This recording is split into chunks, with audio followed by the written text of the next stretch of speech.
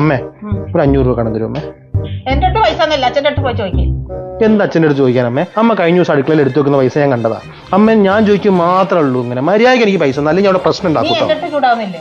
നിനക്ക് ഇതേപോലെ അച്ഛൻ്റെ അടുത്ത് പോയി ചൂടാകാൻ പറ്റുമോ? അച്ഛൻ്റെ അടുത്ത് ചൂടാകാൻ നിനക്ക് 500 രൂപ ഞാൻ തരാം. ഉറപ്പാണ്? ഉറപ്പ്. ഞാൻ അച്ഛൻ്റെ അടുത്ത് പോയി ചൂടാവും.